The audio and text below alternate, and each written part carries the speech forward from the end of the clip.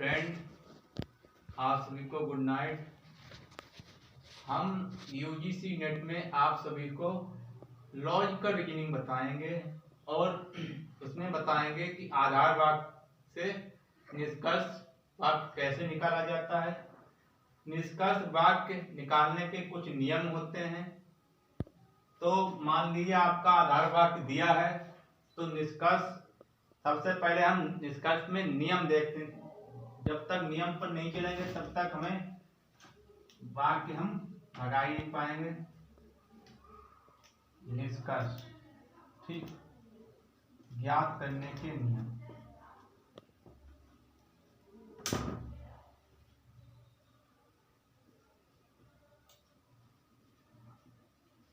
Video को ज्यादा से ज्यादा लाइक करो, शेयर करो, कमेंट करो, बताओ हमारा वीडियो कैसा लगा। तो सुनो मित्रों, निष्कर्ष ज्ञात करने के कुछ नियम होते हैं। पहला, सबसे पहले हम निष्कर्ष जब भी हम निकालते हैं तब हम मध्यम पद को छोड़ देते हैं या प्रयोग नहीं करते हैं। मध्यम पद को छोड़ देते हैं। जब भी हम निष्कर्ष निकालते हैं तो हम मध्यम पद को छोड़ देते हैं। ये पहला नियम है। दूसरा नियम है, जब भी हम निष्कर्ष ज्ञात करते हैं तब हम साध्य पद को लेकर चलते हैं। साध्य पद को लेकर चलते हैं। साध्य पद को लेकर चलते हैं।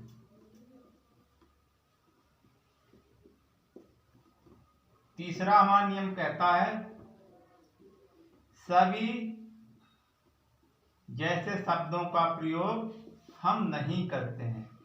सभी जैसे शब्दों का प्रयोग हम नहीं करते हैं। प्रयोग नहीं करते हैं। थोड़ा वैसा है भी बोर्ड तो हल जाता है, तो उसके लिए क्षमा चाहता हूँ।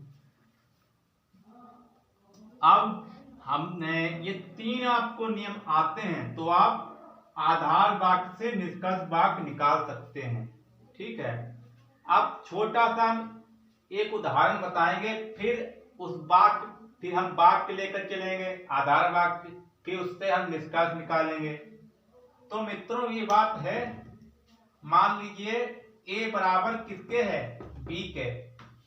ए बराबर बी के है और बी बराबर सी के है। तो इसमें क्या है? मान लीजिए आधार वाक्य है, तो हमें निष्कर्ष निकालना है। ठीक है, निष्कर्ष निकालना है। ये आपके हम हो गए मान लीजिए आधार वाक्य। ठीक है, तो ए बराबर बी के है, बी बराबर सी के है। तो ये क्या है? बी क्या है? मध्यम पद। इनको हम क्या करते हैं? छोड़ देते हैं।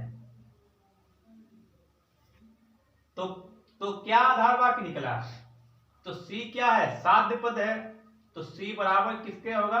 ए के होगा, या ए बराबर सी के होगा, क्योंकि हमने उसको पलट दिया, बात एक ही है। ठीक है, अब हम एग्जाम्पल को लेकर चलते हैं।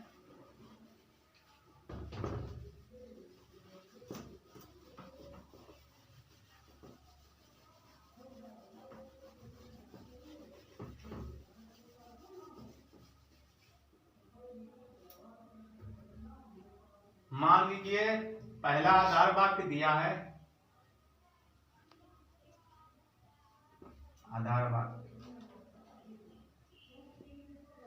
ठीक, तो क्या है?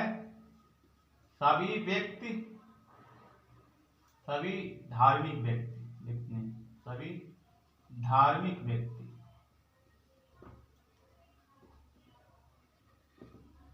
भावुक होते हैं।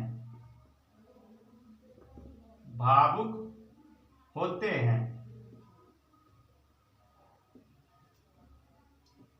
दूसरा हमारा आधार वाक्य दिया है, राम धार्मिक व्यक्ति है। राम धार्मिक व्यक्ति है।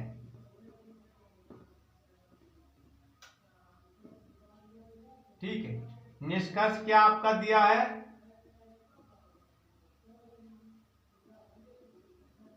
आपका वाक्य में निष्कर्ष दिया है राम भावुक है। राम भावुक है।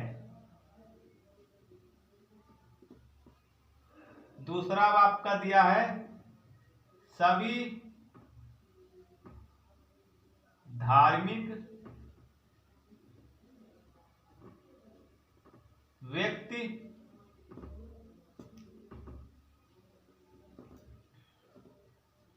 भावुक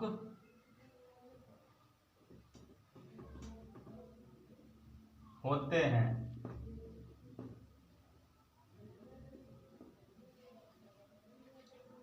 दूसरा आपका वाक्य दिया है तीसरा कुछ धार्मिक व्यक्ति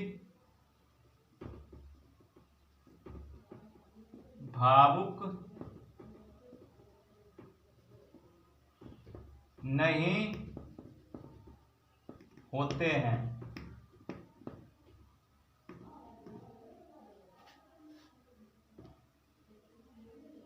चौथा आपका वाक्य दिया है राम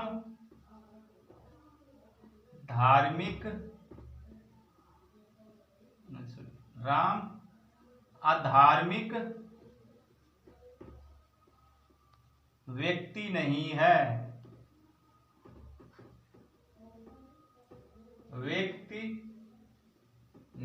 आपके 4 निष्कर्ष दिए हैं। राम भावुक है, और जो दूसरा है सभी धार्मिक व्यक्ति भावुक होते हैं। तीसरा है कुछ धार्मिक व्यक्ति भावुक नहीं होते हैं। चौथा है राम अधार्मिक व्यक्ति नहीं है।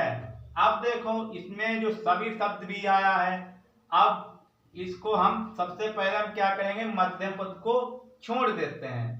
तो आपका इसमें क्या है, मध्यम पद। धार्मिक क्या है, मध्यम पद। व्यक्ति क्या है, मध्यम पद। ठीक है, अब ध्यान से देखो तो राम भावुक है। देखो पहला जो वाक्य है वो बिल्कुल सही है। देख लो ये राम क्या है, साध्य पद है। ठीक है, तो राम भावुक है। ठीक है, तो सभी शब्द को हम छोड़ देते हैं। तो देखो सभी में अगला वीडियो बनाएंगे तो उसमें कुछ भी आता है, तो कुछ का भी तुम ध्यान, सभी कुछ का छोड़ दो। ठीक है, तो राम धार्मिक व्यक्ति है। राम धार्मिक व्यक्ति मतलब अधार्मिक की बात कर रहा है, तो राम धार्मिक व्यक्ति है। क्योंकि अधार्मिक मतलब इसका उल्टा हुआ जाके, जैसे इसमें लिखा है राम अधार्मिक व्यक्ति नहीं है, तो इसका मतलब राम धार्मिक व्यक्ति है। और ये तो चौथा भी सही है, पहला भी सही है। सभी धार्मिक व्यक्ति भावुक नहीं होते हैं। अब देखो सभी धार्मिक व्यक्ति भावुक नहीं होते हैं, तो ये आपका गलत। ठीक है, अब कुछ धार्मिक व्यक्ति भावुक नहीं होते हैं, तो कुछ धार्मिक व्यक्ति भावुक नहीं होते हैं। अब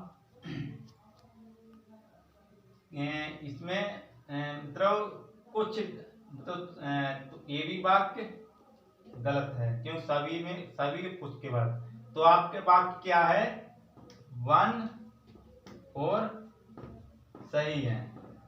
अगर आपको यह वीडियो अच्छा ना लगा हो तो आप हमें कमेंट करके बताइए कि इसमें क्या आप लोगों को समझ नहीं आया।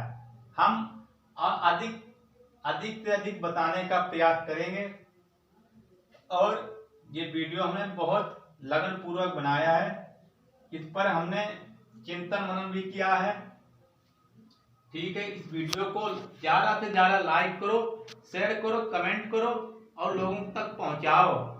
यूजीसी नेट निकालना है, आप 1 महीने से भी कम दिन है, तो आप सभी लोग मेहनत करो, पढ़ो, इतनी सफलता पूर्वक परीक्षाओं को निकालो और अपना नाम करो और घर परिवार का नाम रोशन करो। Thank you friends.